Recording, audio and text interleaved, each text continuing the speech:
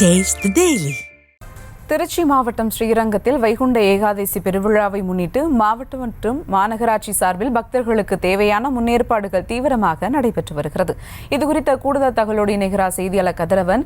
வணக்கம் கதிரவன், அங்கு நடக்கும் முன்னேற்பாடுகள் குறித்தான முழு விவரங்கள். வணக்கம் சுபா.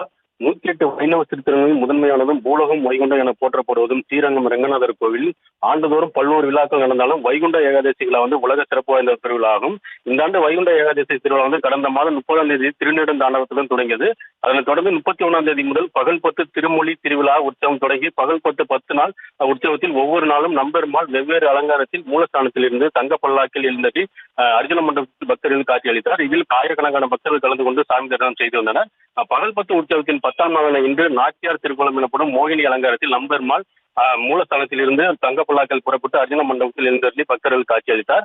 வைகுண்ட ஏகாதசியின் விழாவின் முக்கிய நிகழ்வான பரமபத வாசல் எனப்படும் சொர்க்கவாசல் ராப்பத்து முதல் நாள் உற்சவத்தில் நாளை அதிகாலை நடைபெற உள்ளது. இதற்கான உற்சவ நம்பெருமாள் நாளை அதிகாலை 4:15 மணி அளவில் ரத்தின அங்கி, பாண்டியன் கொண்டை, கிளிமலை உள்ளிட்ட பல்வேறு திரு ஆபரணங்கள் அணிந்து மூலஸ்தானத்திலிருந்து சிம்மகதில் தங்க பல்லாக்கில் புறப்பட்டு சொர்க்கவாசலை கடந்து செல்வார். காலை சரியாக 5:15 மணி அளவில் சொர்க்கவாசல் திறக்கப்படும். அப்போது நம்பெருமாள் பக்தர்கள் புடைசூழ சொர்க்கவாசலை கடந்து செல்வார். பின்னர் ஆயிரங்கால் மண்டபத்தில் உள்ள திருமாமணி மண்டபத்தில் எழுந்தருளி நள்ளிரவு வரை பக்தர்களுக்கு சேவை சாதிப்பார். இதில் லட்சக்கணக்கான பக்தர்கள் கலந்து கொள்வார்கள்.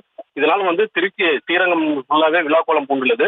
இதற்காக 1500க்கும் மேற்பட்ட போலீசார் பாதுகாப்பு பணியில் ஈடுபட்டுள்ளனர்.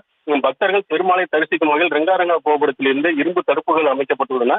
திருச்சி மாவட்ட நிர்வாகம் மற்றும் மாநகராட்சி சார்பில் ஆங்காங்கே தற்காலிக குடிநீர் மற்றும் கழிவறை வசதிகளும் ஏற்பாடு செய்யப்பட்டுள்ளன. கோயிலுக்கு செல்லும் பக்தர்கள் சிசிடிவி கேமரா மூலம் கண்காணிக்கப்பட்டு வருகின்றனர்.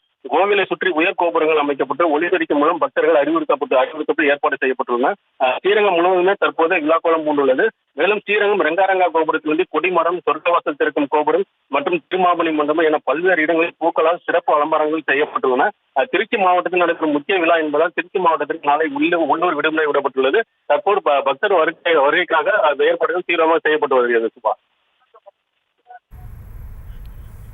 விவரங்களுக்கு நன்றி கதிரவன்.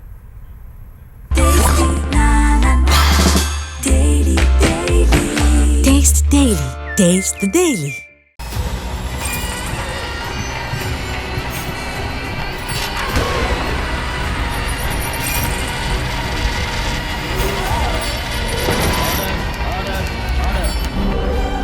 நிகழ்தகவு குற்றங்களின் மறுபரிமாணம்.